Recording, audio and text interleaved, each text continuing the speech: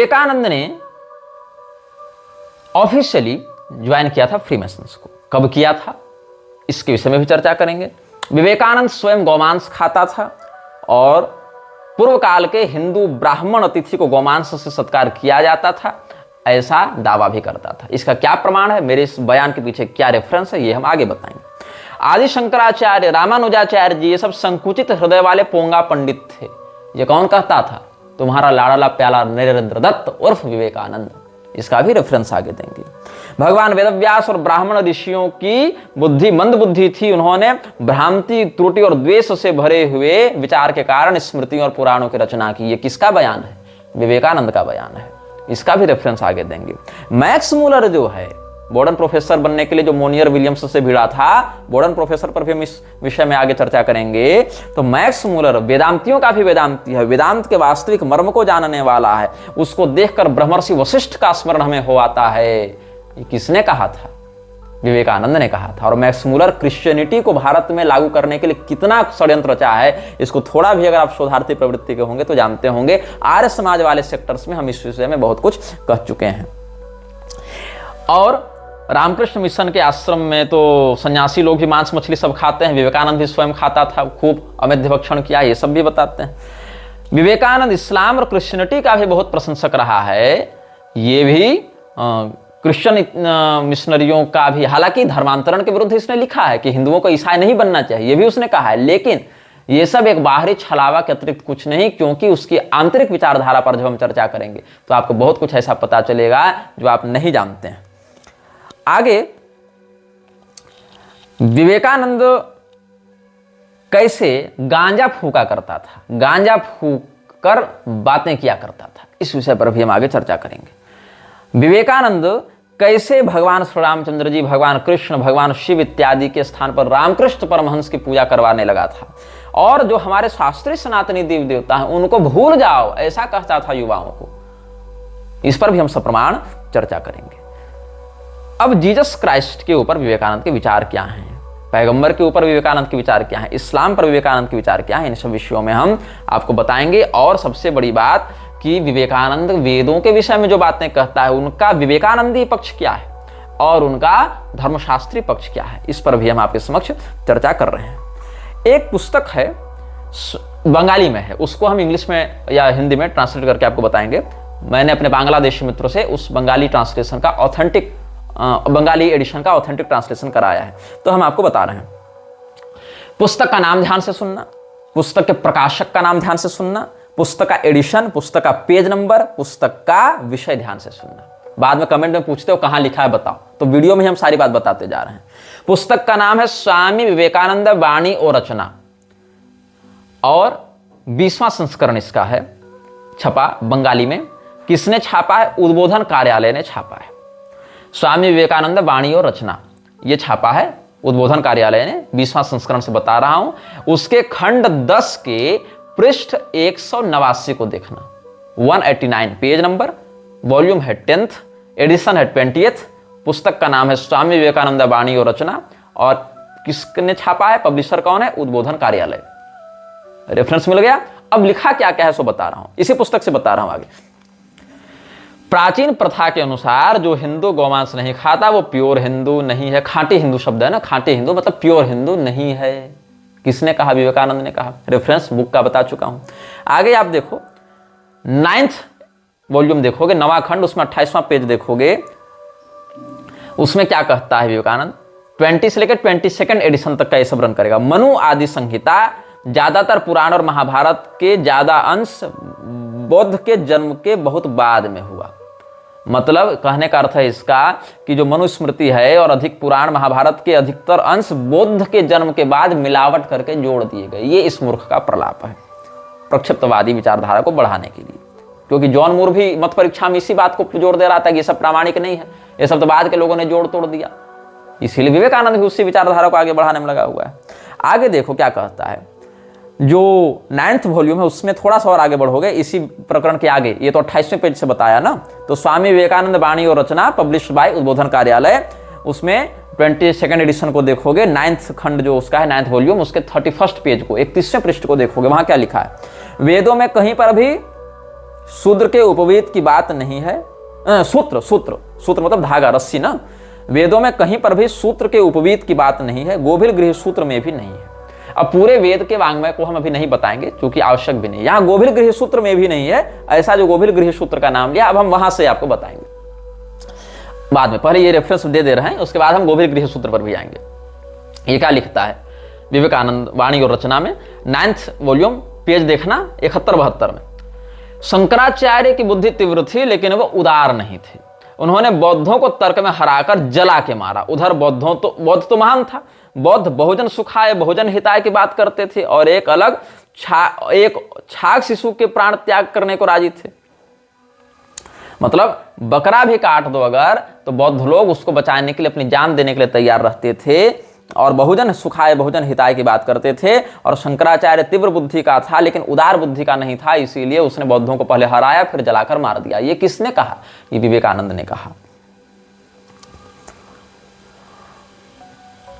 बहुजन हिताय बहुजन सुखाय ये बौद्ध कह रहे हैं, यहीं से बहुजन शब्द को लेकर ये लोग आ गए। विवेकानंद ने ही वामपंथी विचारधारा की नींव इस प्रकार से डाली है। कहीं का अर्थ कहीं जोड़ दिया और कोई भी आरोप कहीं पर लगा दिया। अब आगे देखो चंगेज खान के विषय में विवेकानंद के विचार। ये 9th वॉल्यूम में ही मिलेगा, पेज 190 में जाओगे तब इसी पुस्तक में। लोगों ने चंगेज खान को नीच और आक्रामकता बताया। मतलब लोगों ने, ये भाव है, बंगाली का ट्रांसलेट करके भाव बता रहा हूं। लोगों ने चंगेज खान को नीच और आक्रामकता कहा लेकिन ऐसा सत्य नहीं है। उन्हें उनके तरह महामानव व्यक्ति अर्थलोलुप नहीं होता। वो एकत्व के आदर्श में अनुप्राणित होकर दुनिया को एकत्व के ढांचे में डालने का प्रयास किया था। कौन? Genghis Khan. हाँ भाई, एकत्व तो बचेगा ना, जब अपने अलावा सबको मार दोगे तो अकेले बचोगे, तो एकत्व ही करोगे तुम। तो ये विवेकानंद ने चंगेज खान के लिए कहा है। अब आगे देखो इसी वॉल्यूम में, ये तो 190 पेज से बताया ना, 190 में से। अब 198 पेज पर जाओ तो वहां क्या कहता है? धर्माचार्यों के मध्य केवल मात्र बुद्ध और मोहम्मद के विषय में स्पष्ट ऐतिहासिक उल्लेख है। श्री कृष्ण के संबंध में मेरा संदेह है। जितने लोगों ने धर्म का ज्ञान दिया उसमें भगवान कृष्ण को धर्मोपदेष्टा मानता है किंतु संदिग्ध मानता है कि उन्होंने धर्म का उपदेश दिया कि नहीं दिया, कब दिया, कहां दिया, ये सब संदिग्ध बातें, कोई ऐतिहासिक उल्लेख नहीं है। तो ऐतिहासिक उल्लेख किसका है? तो पैगंबर का है, ईसा मसीह का है, और वो धर्मोपदेशक है। मतलब इस्लाम धर्म है, ईसाइयत धर्म है इसके लिए। और जो वास्तव में आचार प्रभु धर्म धर्मस्य प्रभु रच्युत है उसको ये संदिग्ध मानता है विवेकानंद। अब सोच लो ये हिंदुओं के लिए काम कर रहा था कि किसके लिए काम कर रहा था? आगे और देखो पेज 316 वॉल्यूम 9th इसी पुस्तक में। वेदों में 4 युग का उल्लेख नहीं है, यह केवल पौराणिक युग की कल्पना मात्र है। तो कलिसंतरणोपनिषद क्या है फिर? कलिसंतरणोपनिषद के हरे राम हरे कृष्ण महामंत्र के आधार पर चैतन्य महाप्रभु ने इतना बड़ा आंदोलन बंगाल से ही प्रारंभ कर दिया और ये कलिसंतरणोपनिषद में जो युग व्यवस्था वर्णित है उसको ये नहीं मानता कि वेदों में 4 युग का उल्लेख है। ये विवेकानंद का वैदिक ज्ञान देख लो। मोहम्मद साम्यवाद का आचार्य है, ये विवेकानंद ने कहा है। कहां पर? 8th वॉल्यूम में पेज 194 देखना। स्वामी विवेकानंदेर वाणी और रचना, बंगाली एडिशन है, पब्लिश्ड बाय उद्बोधन कार्यालय। स्वामी विवेकानंदेर वाणी और रचना 8th वॉल्यूम 194 पेज में मोहम्मद साम्यवाद के आचार्य हैं, ये कह रहा है। और कुसंस्कार एवं अज्ञता का स्थान वेदों में है, ये कह रहा है। इसी वॉल्यूम में आगे देखोगे तो 276 पेज में स्मृति पुराणादि सामान्य बुद्धि मनुष्य की रचना है। भ्रम प्रमाद भेद बुद्धि और द्वेष बुद्धि से भरा हुआ है। इसमें जितना अंश उदार है वही ग्राह्य है, बाकी त्याज्य है। रामानुज शंकराचार्य आदि संकीर्ण हृदय के पंडित मात्र थे। ये विवेकानंद का बयान है। कहां छपा है ये? स्वामी विवेकानंदेर वाणी और रचना, पब्लिश्ड बाय उद्बोधन कार्यालय, बंगाली एडिशन से बता रहा हूं, 7th वॉल्यूम पेज 266। जब क्षत्रिय उपदेश करता था तब जाति वर्ण निर्विशेष सबको अधिकार दिया, और जब ब्राह्मणों ने कुछ लिखा तो अन्य सभी को वंचित किया। गीता में सभी के लिए अधिकार है और व्यास शूद्रों को वंचित करने के लिए वेदों को कपोलकल्पित अर्थ किया ब्रह्मसूत्र में। वेदों का कपोलकल्पित अर्थ किया ब्रह्मसूत्र में। ये स्वामी विवेकानंद ने लिखा है, बताया है। मतलब ये बात कहां छपी है? स्वामी विवेकानंदेर वाणी और रचना में 6th वॉल्यूम में देखना, पेज 314-315 में उद्बोधन कार्यालय ने छापा है। क्या कहता है ये? क्षत्रिय उपदेश करता था तब सभी जाति वर्ण निर्विशेष सबको अधिकार दिया था, और जब ब्राह्मणों ने कुछ लिखा तो अन्य सभी को वंचित किया। तो राम जी तो क्षत्रिय कुल में ही आए थे ना। अब वहां शंभू का वध वाला प्रकरण को दिखा देंगे तो कहेगा प्रक्षिप्त मिलावटी हो। तो बुद्ध के बाद बहुत कुछ जोड़ दिया गया ना। तो कुल मिला के चित भी अपनी पट भी अपनी, आधा मुर्गा पकाकर खाओ आधा बचा लो, अहिंसा के नाम पर। ये इन लोगों का नाटक है। तो वेदव्यास ने क्या किया, शूद्रों को वंचित करने के लिए वेदों का कपोल कल्पित अर्थ कर दिया ब्रह्मसूत्र में। अच्छा, आरएसएस वाले तो जो विवेकानंद कितने बड़े चापलूस बने घूमते हैं, वो तो वेदव्यास जी को शूद्र स्वयं बताते फिरते हैं कि मछुआरन के लड़के थे वेदव्यास जी। अब वेदव्यास जी की माता मछली के पेट से उत्पन्न हुई थी, अगर इस बात को सत्य मानते हो तो वैज्ञानिक दृष्टिकोण से कैसे सिद्ध करोगे कि मछली के पेट से बच्चा सिद्ध हो सकता है? आधुनिक साइंस से तो नहीं सिद्ध कर सकते हो, तुमको दिव्य विधा का आश्रय लेना पड़ेगा कि मछली के पेट से भी बच्चा हो सकता है, क्योंकि जो मछुआरन की बेटी कह रहे हो, मछुआरन की बेटी तो थी नहीं, मछुआरे ने तो पाला पोसा था, बच्ची तो मछली के पेट से मिली थी। और मत्स्य देश का राजा मत्स्य भी निकला था, जो कि राजा उपरिचर वसु के वीर्य से मछली के गर्भ में गए थे बाज के माध्यम से, और जो मछली भी मछली नहीं, अद्रिका अप्सरा थी। ये सब बातें, और ये सत्यवती जो है वो भी पिछले जन्म में अच्छोदा नाम की पितृकन्या थी, जिसको कानिन पुत्र के माध्यम से शाप विनिर्मुक्त होगा ऐसा उनके ही पिता अमावसु ने शाप दिया था। तो ये तो क्षत्रिय कन्या थी, मछुआरन थी नहीं। लेकिन आरएसएस वाले तो वेदव्यास जी को शूद्र बताते फिरते हैं और कहा मछुआरन के लड़के ने वेद लिखा। और यहां पर विवेकानंद कह रहा है कि वेदव्यास ब्राह्मण था, ब्राह्मणों ने जब कुछ लिखा तो अन्य सबको वंचित किया, और जब क्षत्रियों ने उपदेश दिया तो सबको सबका अधिकार दिया। इसीलिए भगवान कृष्ण क्षत्रिय थे, उन्होंने उपदेश दिया तो सबको सब दिया, और वेदव्यास ब्राह्मण थे, उन्होंने शूद्रों को वंचित करने के लिए वेदों का कपोल कल्पित अर्थ किया। तो क्या मानना चाहते हो तुम लोग? ये पेंडुलम बनाए हैं पूरे हिंदुओं को। ये सब कोई दार्शनिक सैद्धांतिक वक्ता प्रवक्ता विद्वान नहीं है, सारे मूर्ख एजेंट हैं मृच्छराज के। यही है, इतने है विषय, और केवल इधर उधर की बातों को जोड़ तोड़कर मूल शास्त्रीय परंपरा के विरुद्ध जाकर बात करते हैं। जिन लोगों को वेदव्यास जी का, वाल्मीकि जी का शास्त्रीय रहस्य जानना हो, वो लोग पंडित गंगाधर पाठक मैथिल जी के लेखों को भी पढ़ सकते हैं इस विषय वाले। हालांकि शबरी प्रकरण में उन्होंने अतिवादिता कर दी है और प्रमाण प्रकरण विरुद्ध ही जाकर सब कुछ प्रलाप किया है। एक और कहते हैं कि धर्मशास्त्रों की परंपरा से अनभिज्ञ लोग शबरी को भील नहीं बताते हैं। ऊपर से स्वामी अप्पय दीक्षित जी ने, जो अद्वैती हुए हैं पूर्वाचार्य, और स्वामी वेदांत देशिक जी ने, दोनों ने शबरी जी को भील नहीं बताया है। और भुसुंडी रामायण में भील नहीं बताया गया है शबरी जी को, और ये कहते हैं भुसुंडी रामायण प्रामाणिक नहीं। जबकि स्वामी करपात्री जी का बड़ा फैन बने फिरते हैं, और स्वामी करपात्री जी ने रामायण मीमांसा में ही जिसकी बात को सिद्ध करने के लिए इतना झगड़ा कर लिए हमसे, वहीं भुसुंडी रामायण को भी प्रामाणिक रामायण और प्राचीन रामायण में गिना है।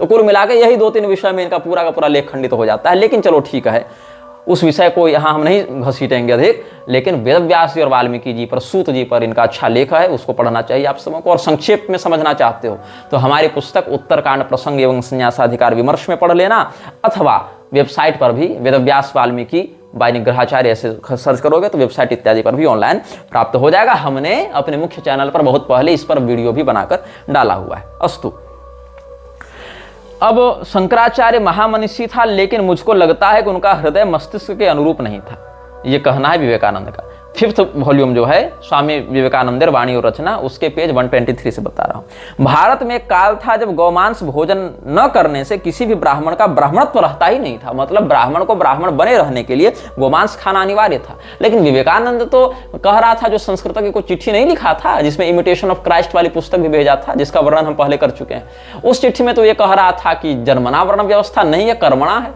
तो ये कौन सा कर्म है जिसको ग्रहण कर लेने से, मांस खा लेने से, गोमांस खा लेने से व्यक्ति ब्राह्मण बन जाता है और ब्राह्मण तो पुष्ट हो जाता है? ये कौन सा कर्म था भाई इसका? और वेदों का आश्रय लेकर बता रहा है कि वेदों में ऐसा होता है। वेदों में लिखा है, भारत में एक काल था जब गौमांस भोजन न करने से किसी भी ब्राह्मण का ब्राह्मणत्व नहीं रहता था।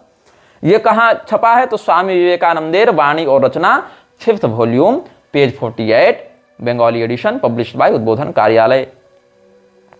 शंकराचार्य भी अपने मत के समर्थन के लिए ऐसा शास्त्र व्याख्या किया जो मुझे सही नहीं लगता। ये किसकी शब्दावली है? विवेकानंद की शब्दावली। कहां छपा है? 5th वॉल्यूम, स्वामी विवेकानंदेर वाणी और रचना, पेज नंबर 189। अब हम बात करते हैं सूत्र की, जो गोभिल गृह सूत्र का इसने नाम लिया कि वहां धागे के जनेऊ का वर्णन नहीं है। तो वास्तव में यह भ्रामक वक्तव्य है, क्योंकि जब आप गोभिल गृह सूत्र को देखेंगे तो मुख्य सूत्रों में जो उपनयन विधि है, 10वीं कंडिका, प्रथम प्रपाठक के 10वीं कंडिका में आप जाएंगे तो वहां पर उपनयन वाला जो सूत्र धारण का सूत्र है वो प्रत्यक्ष सूत्र के रूप में प्राप्त नहीं होता है। मेखला बंधन और कौपिन धारण, ये सब के लिए एक ही सूत्र से संकेत कर दिया गया कि आप मेखला धारण वाले से इसका कर लें, और टीकाकारों ने भी तद्वत ही व्याख्या की है। तो क्या यह कह दें कि सूत्र अनुपलब्ध होने के कारण उस प्रासंगिक भाव से हम धागे के जनेऊ को मान्यता ही नहीं देंगे? ऐसा नहीं है। जबकि धागे का जनेऊ पहनने के कारण इसी गुवाहाटी के कॉटन कॉलेज के प्रोफेसर पद्मनाथ को इसने इतना तिरस्कृत किया था, इतना जलील किया था विवेकानंद ने, कि पद्मनाथ ने अंत में कह दिया कि तुम विवेकानंद नहीं, तुम दयानंद सरस्वती हो गए, तुमसे बातें ही करना बेकार है, क्योंकि तुम थेथरे करोगे। यही उसका भाव था। तो सूत्र वाले यज्ञोपवीत के प्रति क्या घृणा थी विवेकानंद की, उसने कह दिया कि अरे तू तो ये क्या जनेऊ टांगा है धागे वाला, ये तो फारसियों सुधार लिया है क्या तुमने। तो उसने कहा, पद्मनाथ ने कहा कि नहीं नहीं, ये तो मेरा यज्ञोपवीत संस्कार हुआ था, मंत्र पढ़ा गया था। क्या मंत्र पढ़ा था? यज्ञोपवीतम परमम पवित्रम पढ़ा। अरे तो ये तो वेद में लिखा ही नहीं। बोले देखो लिखा है। तो अरे बाद में एडिट कर दिया, किसी ने प्रक्षिप्त कर दिया, मिला दिया। ये थ्योरी थी विवेकानंद की। तो ये विवेकानंद वाला जो ज्ञान है, उस ज्ञान का हम पोस्टमार्टम करेंगे, इसके अविवेक को दिखाएंगे, विवेकानंद के अविवेक को श्री भागवतानंद दिखाएंगे। क्या कहेंगे? तो गोभिर्गृह सूत्र का उपनयन प्रकरण जाने से पहले इसको 9 कंडिका पार करनी पड़ी होगी। अरे भैया पहले कंडिका का दूसरा सूत्र पढ़ लेते, पन्ना पलटने के जस्ट बाद वही सूत्र मिलेगा। सूत्र क्या है? पहले प्रपाठक के प्रथम कंडिका का दूसरा सूत्र है, यज्ञोपवीतिना चांतोदकेन कृत्यम। यज्ञोपवीत को धारण करके, आचमन इत्यादि को संपादित करके फिर आगे के कृत्य को करना है। तो यज्ञोपवीति व्यक्ति ही उस कृत्य को करेगा। तो ऐसा नहीं कि यज्ञोपवीत बाजार से खरीद कर टांग लिए, ऐसा नहीं है। उपनीतम उपवीतम ब्रह्मसूत्रम यथावद विहितम यस्यास्ति स यज्ञोपवीति। शास्त्रीय परंपरा से जिस प्रकार का यज्ञोपवीत संस्कार वर्णित है, उपनयन संस्कार वर्णित है, वैसे ब्रह्मसूत्र को यथावद विहित मार्ग से धारण करने वाला यज्ञोपवीति है। तेन यज्ञोपवीतिना उपवीतम ब्रह्मसूत्रम यथावद विहितम यस्यास्ति स यज्ञोपवीति तेन यज्ञोपवीतिना। इसके बाद दूसरे प्रपाठक के पहले सूत्र, प्रथम प्रपाठक के दूसरी कंडिका के प्रथम सूत्र को देखेंगे तो क्या कहते हैं? यज्ञोपवीतम कुरुते सूत्रम वस्त्रम वापि वा कुशरज्जुमेव।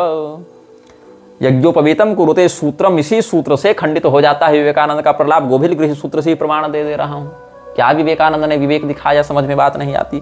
तो मनुस्मृति का वचन है, कार्पासम पवीतम स्याद् विप्रस्योर्ध्वमृतम त्रिवित क्षणसूत्रमयम राज्ञो वैश्यस्याविक सौत्रिकम। कपास के धागे से बने हुए सूत्र का ब्राह्मण प्रयोग करे और शन से, सन होते हैं ना, सन एक प्रकार की घास होती, पौधा होता है, उससे रेशा निकलते हैं, उस रेशा से धागे बनते हैं। तो सन से बने यज्ञोपवीत को क्षत्रिय और भेड़ के बाल से, मतलब ऊनी यज्ञोपवीत को धारण कौन करे? वैश्य। मतलब वैश्य जब जनेऊ धारण करेगा तो ऊनी यज्ञोपवीत धारण करेगा, ऊन से बने हुए। और सन से बने हुए को क्षत्रिय और सूती यज्ञोपवीत को धारण करेगा कौन? ब्राह्मण। लेकिन वस्त्रों के लिए भी ये सब बातें बताई गई हैं, किंतु अभाव में कार्पास समूह के लिए प्रयुक्त हो जाता है। यह भी एक शास्त्रीय पक्ष प्राप्त होता है। और इसको धारण करने का क्या विधान है? तो देव कार्य और पितृ कार्य में अलग अलग है। देव कार्य में बाएं कंधे में यज्ञोपवीत रहता है और पितृ कार्य में दाएं कंधे में यज्ञोपवीत रहता है। इसको आगे के सूत्रों में स्पष्ट करते हैं। दक्षिणम बाहुमें धृत्य शिरोवधाय सव्यंशे प्रतिष्ठापयति दक्षिणम कक्षमवलंबम भवत्येवं यज्ञोपवीति भवति। दाहिने हाथ को उठाकर माथा में लपेटते हुए बाएं कंधे की ओर स्थापित करके उसको नीचे जो टांग ले, वह दक्षिण कांख से नीचे तक लटकाते हुए पहना जाता है। बाएं कंधे पर प्रतिष्ठित करके दाएं कांख की ओर से जिसको गिराया जाता है वह यज्ञोपवीति कहलाता है। और सव्यम बाहुमुद्धृत्य, बाएं हाथ को उठाकर शिरोवधाय, माथे के माध्यम से फिर दक्षिण से प्रतिष्ठापयति, दाहिने कंधे पर रखता है। और सव्यम कक्षमन्मवलंबम भवत्येवं प्राचीनावीति भवति। और फिर बाएं कांख की ओर से नीचे उसको गिराता है तो वह प्राचीनावीति कहलाता है। और पितृयज्ञ में, मतलब जो श्राद्ध कर्मादि हैं उन सबों में पितृयज्ञ त्वेवं प्राचीनावीति भवति। ये गोभिर्गृह सूत्र का मत है। तो ये कैसा विवेकानंद था, कैसा विवेक था जो वेदों के नाम पर इतने बड़े बड़े दावा करता था। और वहीं गोभिर्गृह सूत्र से हमने 3-3 सूत्र यही दिखा दिए जो प्रारंभिक सूत्र ही हैं। वहां तक जाने की आपको आवश्यकता ही नहीं इतना समझने के लिए। तो इस प्रकार से हमने आपके समक्ष यह दिखाया कि ये इतना बड़ा भी विद्वान नहीं था जितना इसको बताया जाता है। और हमारे धर्मशास्त्र के प्राचीन आचार्यों के प्रति इस व्यक्ति की क्या विचारधारा थी आप समझ सकते हैं। विवेकानंद को उसकी अद्भुत कुशाग्रता के कारण, उसकी फोटोजेनिक मेमोरी के कारण याद किया जाता है कि विवेकानंद ने एक बार अगर कोई पन्ना देख लिया तो उसको याद हो गया, पढ़ लिया। अब देखो, विवेकानंद मर गया था 39 साल की उम्र में। At the age of 39 he died and died due to multiple functional disorders. उसके जो बहुत से अंग थे वो काम करना बंद कर चुके थे, जो ऑर्गनल फंक्शंस हैं वो काम करना बंद कर चुके थे। विवेकानंद खूब मांस खाता था, खूब गांजा फूकता था और विविध प्रकार के रोगों से ग्रस्त था। ये प्रामाणिक बात कह रहा हूं, कोई सुनी सुनाई बात नहीं कह रहा हूं। कहां से कह रहा हूं इसका रेफरेंस भी दूंगा, तुम बस अनुभाग देखते जाओ। अब क्या है, विवेकानंद के विषय में कहते हैं अमोंग एजमैन, ये सब में भी आपको ये सब प्रमाण मिल जाएंगे। तो विवेकानंद, जिसको अति कुशाग्र व्यक्ति के रूप में प्रचारित किया जाता है कि विवेकानंद ने एक बार जो पन्ना पढ़ लिया, वो फोटोजेनिक मेमोरी थी उसकी, याद हो गया पूरा पन्ना उसको, ऐसे व्यक्ति का अगर आप रिपोर्ट कार्ड देखें तो यूनिवर्सिटी एंट्रेंस लेवल एग्जामिनेशन में इसने 47% मार्क्स प्राप्त किए थे। 47% जो FA एग्जाम था, जिसको बाद में बदलकर इंटरमीडिएट कर दिया गया था, उसमें 46% आए थे। मतलब आज की परिभाषा में कहें तो 10वीं 12वीं और स्नातक ग्रेजुएशन, तो इसके 47%, 46% और ग्रेजुएशन में आए 56%। अब ये बात सत्य है, उस समय का 56% आज के 95% को पढ़ाएगा, ये बात सत्य है, इसमें कोई दिक्कत नहीं है। उस समय का क्या, पिछली पीढ़ी के जो लोग 50% 60% लाते थे, वो लोग आज के 99% वाले को 10 बार पढ़ाएंगे। लेकिन बात है कि जब आपकी प्रसिद्धि, आपकी कुशाग्रता फोटोजेनिक मेमोरी वाली प्रचारित की जा रही है, तो उस सिद्धि के बाद, उस अद्भुत मेधा के बाद आप 56% ला रहे हैं, तो सोचिए वो मेधा नहीं होती तो आप कितना लाते। मतलब हाल आपका ये है भाई साहब कि आप फोटोजेनिक मेमोरी के सिद्धि साधक होने के बाद आप 56% ला पा रहे हैं ग्रेजुएशन में, ये हाल है आपका। अच्छा, ये कह सकते हैं कि यूनिवर्सिटी के प्रोफेसर्स ने छेड़छाड़ कर दी होगी, मतलब कि बहुत बार ऐसा होता है कि चेक करने वाले, जो एग्जाम पेपर चेक कर रहे हैं, वही घोटाला कर दे रहे हैं, ये बात भी हो सकती है, जिसका अनुभव हमने स्वयं किया है। हमने अपने ही रिपोर्ट कार्ड में बहुत बार ऐसा अनुभव किया है कि संस्कृत में 200 में मुझे 120 नंबर दिए गए विश्वविद्यालय में। तो बाद में मैंने देखा इधर उधर कैसे नंबर दिए गए, तो कहा गया कि भाई यहाँ पर 5 रुपये 10 रुपये कॉपी चेक करने के बन रहे हैं, तो जो व्यक्ति जितना अधिक कॉपी चेक करेगा, 20 रुपये 25 रुपया जो भी बनेंगे वो उतना मिलेगा, तो अधिक से अधिक कॉपी निपटाओ। और चूंकि संस्कृत का मैं इकलौता छात्र था अपने महाविद्यालय में, तो दूसरा कोई पढ़ने वाला था नहीं, डिग्री के लिए ऐसे ही जानने के लिए क्या आधुनिक शिक्षा व्यवस्था में चल रही है। हालांकि वहां से कुछ पढ़ना था नहीं, पहले ही दिन मुझे अपने संस्कृत प्रोफेसर से झगड़ा हो गया था। आयु सत्य बल आरोग्य सुख प्रीति वर्धना, जो गीता के 17वें अध्याय का श्लोक है, उसी श्लोक की व्याख्या में झगड़ा हो गया था। तो उसके बाद हमने क्लास भी अटेंड नहीं किया था, बस परीक्षा देने जाते थे। एक तो इसी वेशभूषा में कॉलेज जाना था, तो उसके लिए भी थोड़ा सा लोगों की नज़र में चढ़े हुए रहते थे। और एक बार झगड़ा हुआ था अच्छा खासा फैकल्टी से हमारा, तो उसके कारण भी थोड़े चढ़े हुए थे। हालांकि सम्मान तो वहाँ भी था, महाविद्यालय में भी जब हम जाते थे तो वहाँ के जो प्रधानाध्यापक थे, प्राचार्य गण थे, वो सब भी हाथ जोड़कर खड़े होकर अभिवादन करते थे, स्वामी जी आइए बैठिए, क्या स्थिति है। तो विश्वविद्यालय में कुलपति इत्यादि भी सम्मान से ही व्यवहार करते थे। किंतु शैक्षणिक स्तर की बात करें तो वहाँ पर थोड़ी पता है कि किसने एग्जाम लिखा है, क्या लिखा है। तो हम ये बता रहे थे कि ऐसा होता है कई बार, और आधुनिक शिक्षा व्यवस्था में भी ऐसे आपको कई घोटाले देखने को मिल जाएंगे, बहुत से वीडियो भी लीक होते रहते हैं, अस्तु कोई बात नहीं। लेकिन कहने का विषय यह है कि विवेकानंद का जो संस्थान था, विवेकानंद का जो इंस्टीट्यूट रहा, क्या वहां भी ऐसी बातें होती थी? अच्छा, आगे हम देखते हैं। 1890 की बात है, 22 जनवरी 1890 ईस्वी में दयानंद गाजीपुर पहुंचा, जो कि यूपी का पूर्वी भाग था उस समय, और वहां पर एक बहुत बड़े साधक रहते थे, पवहारी बाबा। अब पवहारी बाबा या पयोहारी बाबा जो हैं, वो बहुत सिद्ध साधक रहे, हठ योग के, ऐसा दावा किया गया, और बहुत कम भोजन का प्रयोग करके वो गुफाओं में रहा करते थे। 4 फरवरी को, ये 22 जनवरी की बात से उसको पता चला विवेकानंद को बाबा जी के बारे में, और 4 फरवरी को एक चिट्ठी लिखी है प्रमददास मित्रा को, किसने? विवेकानंद ने। और उसने कहा कि हम ऐसे महापुरुषों से मिले और हम इनसे दीक्षा लेना चाहते हैं, और हम इनसे दीक्षा लेंगे। हालांकि इस समय रामकृष्ण परमहंस का परलोक गमन हो चुका था। तो विवेकानंद ने कहा अब हम नया गुरु बनाएंगे, हम तो भटक रहे हैं, तो हम नया गुरु बनाएंगे। तो नया गुरु बनाने का जब इसने विचार किया तो 21 रातों तक ये उसके साथ रहा, पयोहारी बाबा के साथ। बाबा इसको योग अभ्यास सिखाते थे। अब विवेकानंद योगाभ्यास सीखने लगा। 21 रात के बाद ये कहता है कि नहीं नहीं, हम तुमसे दीक्षा न लेंगे, हम तुमसे योग नहीं सीखेंगे। क्यों नहीं सीखेंगे? तो हमारे गुरुजी रामकृष्ण परमहंस सपने में आकर बड़े उदास दिखे और कुछ कह नहीं रहे थे, बस हम उनको बड़ी उदास मुद्रा में देखे हैं, इसीलिए हमको आपसे दीक्षा लेने का मन नहीं है। हमको लगता है मेरे गुरुजी नहीं चाहते हैं कि हम आपसे दीक्षा लें। ठीक है भैया, मत लो, जाओ यहाँ से। अब लिखता है I will now never go to any मियाँ नाउ, बाबा लोगों के पास अब हम नहीं जाएंगे, रामकृष्ण परमहंस ही हमारे अब एकमात्र गुरु रह गए, अब हमें पयोहारी बाबा से दीक्षा नहीं लेंगे। तो इसके पीछे लग सकता है आप लोगों को कि रामकृष्ण परमहंस के प्रति अनन्य निष्ठा होगी, सच्चा गुरु का सच्चा चेला होगा विवेकानंद। तो क्या ऐसी बात है? तो ऐसी बात का भी पोस्टमार्टम हम आगे व्यक्त करेंगे आप सबों के पास कि ऐसी बात नहीं थी। विवेकानंद को हठयोग में ही आलस्य आ रहा था और वो वहां से भागना चाहता था, इसीलिए रामकृष्ण परमहंस सपने में आकर उदास थे, ऐसा उसने बहाना किया। इसका क्या प्रमाण है, क्या संदर्भ है, ये सब भी हम आपको आगे बताएंगे। उससे पहले की बात बताऊं तो 1888 ईस्वी में ये आगरा से वृंदावन से आगरा के पैदल यात्रा पर था।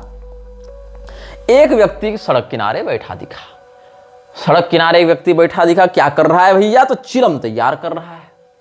अब चिलम तैयार कर रहा है, मस्त गांजा फूक रहा है, चिलम तैयार कर रहा है। विवेकानंद को उठी तलब, बोला अपन को भी चिलम मांगता है, अपन चिलम पिएगा, चिलम कहाँ मिलेगा, यही देगा। अब ये था सन्यासी के वेश में, जो कि सामान्यतः उस समय ब्राह्मण साधुओं की वेशभूषा थी, और ये व्यक्ति था शूद्र वर्ण का, जो चिलम फूक रहा था सड़क किनारे बैठकर, वो था शूद्र वर्ण का, भंगी जाति का था। तो इसने सोचा कि ये मेरी ओर क्यों आ रहा है, कहीं कोई लफड़ा ना हो जावे, कहीं कोई समस्या ना हो जावे।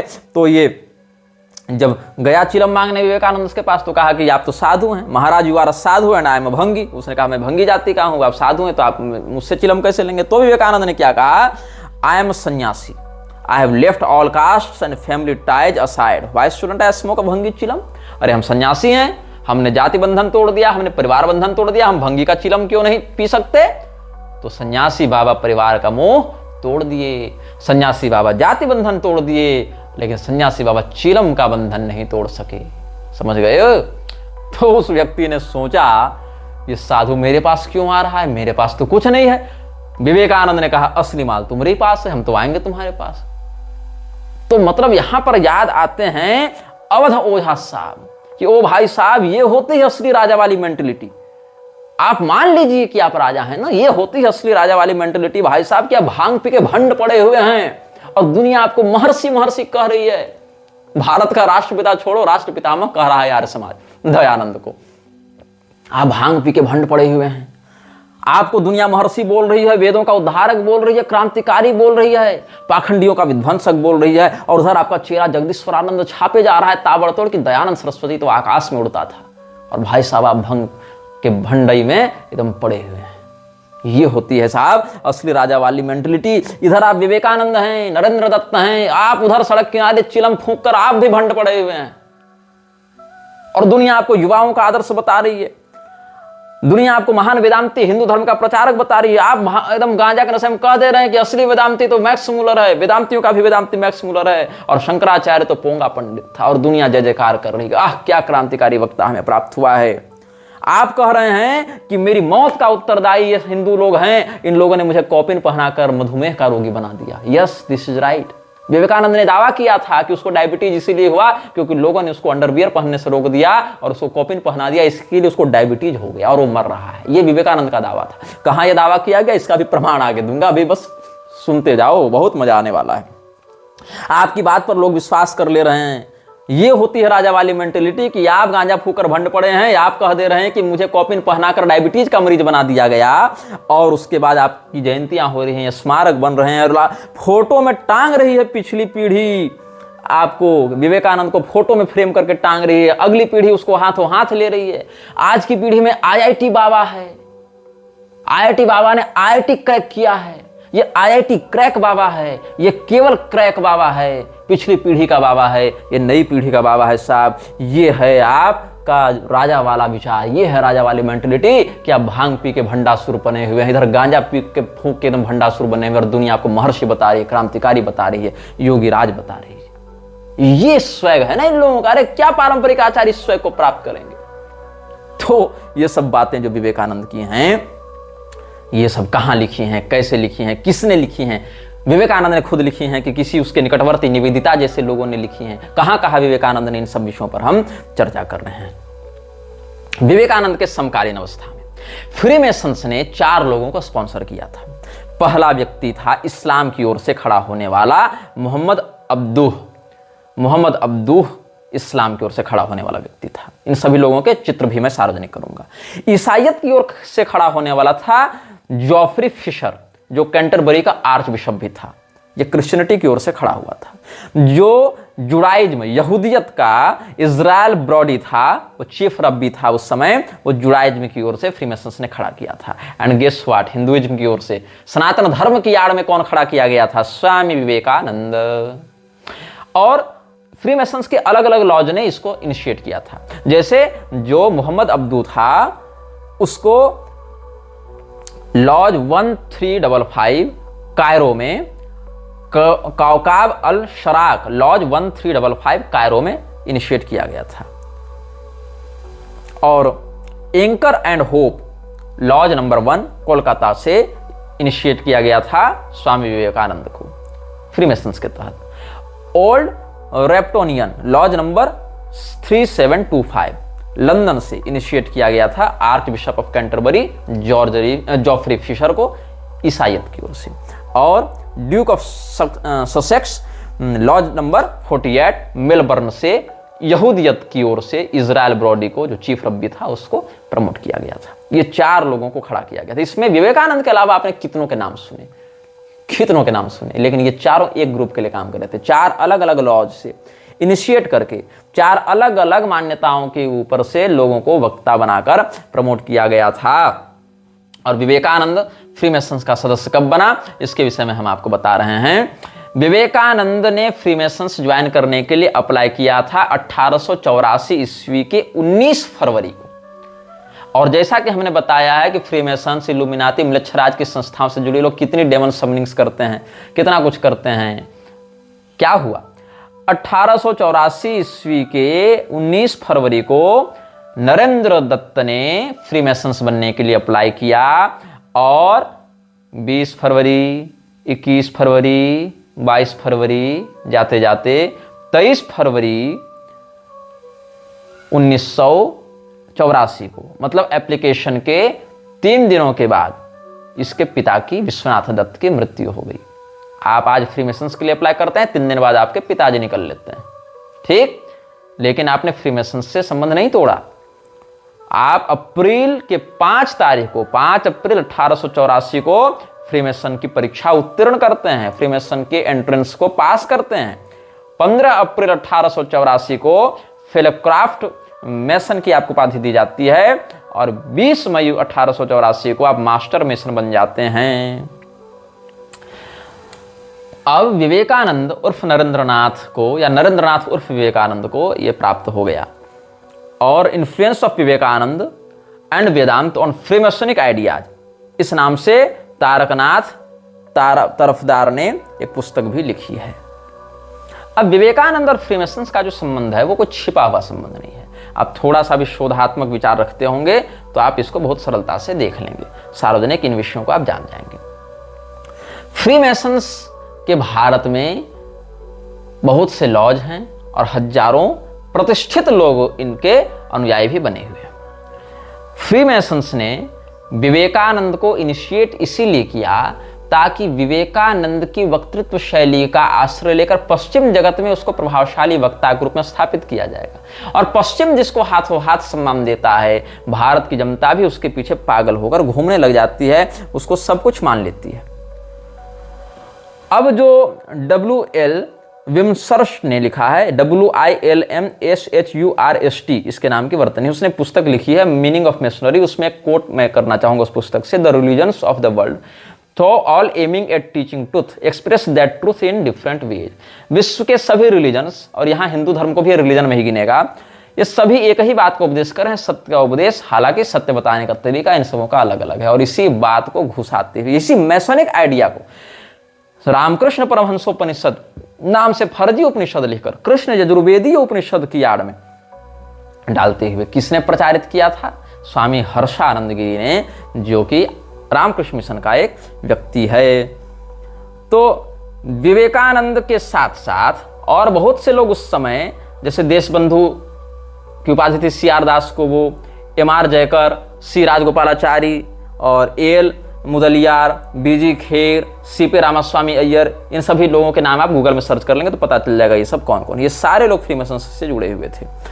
और जिस समय विवेकानंद को ऑफिशियली फ्रीमेसन्स की वेबसाइट पर अपलोड किया गया था, तो जस्टिस देवेंद्र गुप्ता, भारत की न्यायपालिका का जज, जो उस समय ग्रैंड लॉज ऑफ इंडिया का ग्रैंड मास्टर था, वो क्या कहता है, there are number of prominent Indians who have been freemasons, the most important and revered of all of course is Swami Vivekananda, who is known to us as brother Narendra Datta. और विवेकानंद को सम्मानित करने के लिए, विवेकानंद को ग्लोरीफाई करने के लिए फ्रीमेसन्स ने एक और काम किया। मैसोनिक पीडिया में आपको ये मिल जाएगा, जैसे विकिपीडिया है ना, वैसे फ्रीमेसन्स के लिए मैसोनिक पीडिया है, और मैसोन इंडिया भी है भारतीय फ्रीमेसन्स के लिए।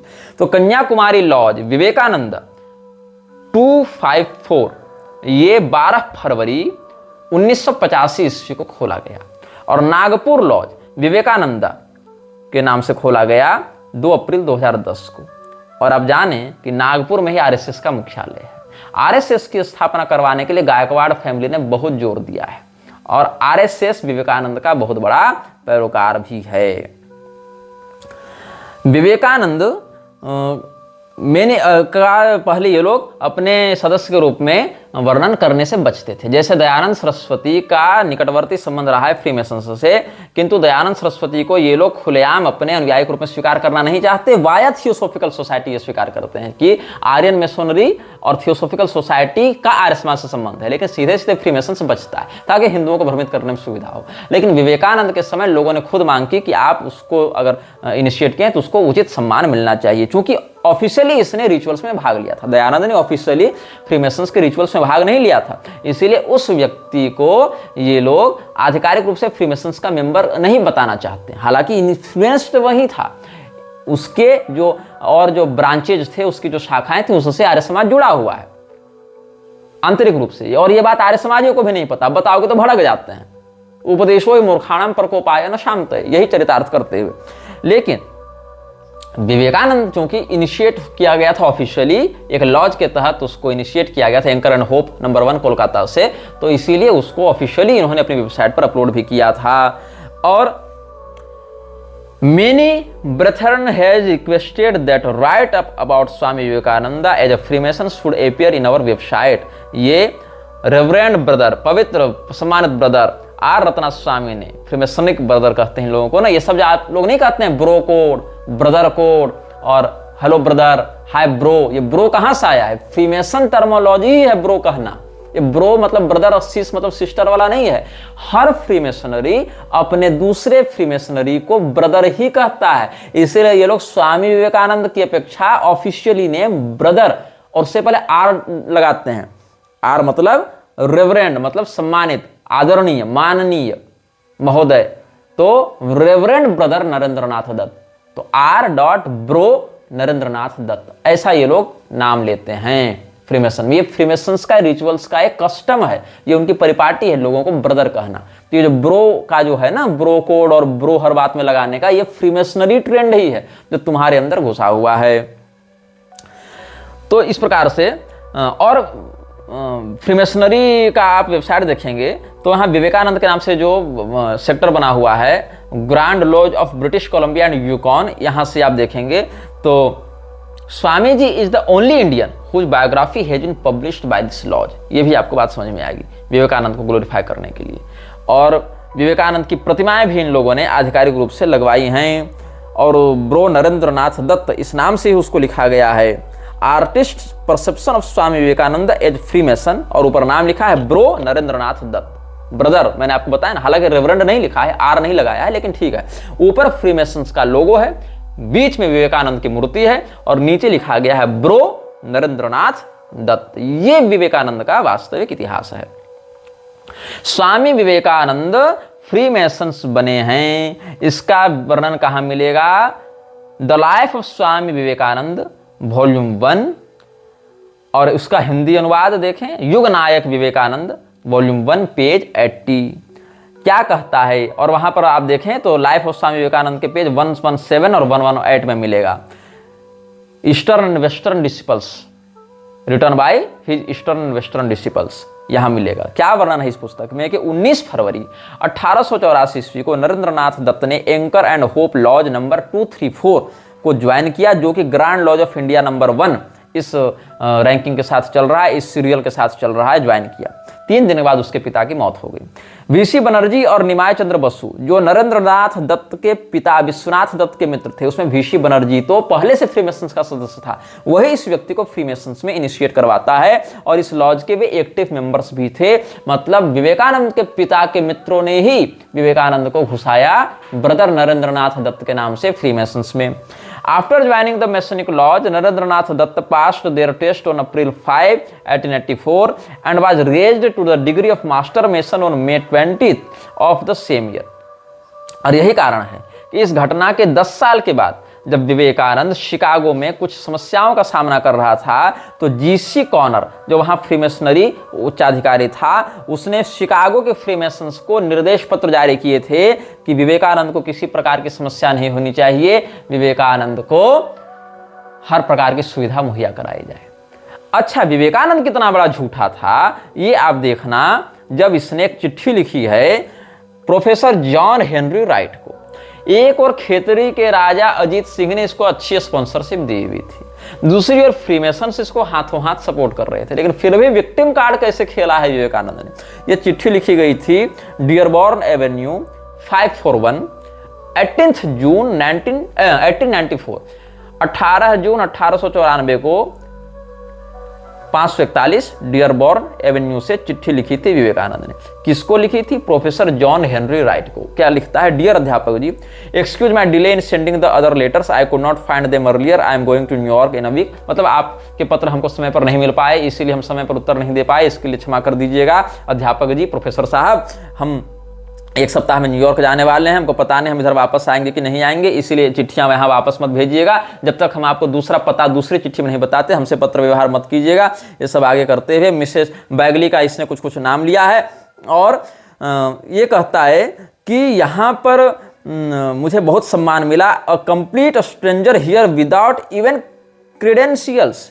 यहाँ पर मुझे कोई पहचानता नहीं था, जानता नहीं था, सहयोग नहीं करने वाला था, मैं बिल्कुल अनजान व्यक्ति था यहाँ के लिए, और फिर भी आप लोगों ने मुझे बड़ा सम्मान दिया, सत्कार दिया। जो व्यक्ति 10 साल फ्रीमेसन्स का सदस्य रहा हो आधिकारिक रूप से, जिसको एकोमोडेशन देने के लिए फ्रीमेसन्स के उच्चाधिकारी चिट्ठी लिख रहे हैं, जीसी कॉनर जैसे लोग जो फ्रीमेसन्स के उच्चाधिकारी थे, वो शिकागो फ्रीमेसनरी को निर्देश दे रहे हैं कि विवेकानंद को किसी प्रकार की समस्या नहीं होनी चाहिए। वो क्या लिख रहा है कि हमको तो बड़ी समस्या यहाँ हो जाती, हम तो बड़े अनजान व्यक्ति हैं यहाँ के लोगों के लिए, हम तो स्ट्रेंजर हैं, कंप्लीट स्ट्रेंजर हैं हम यहाँ के लोगों के लिए।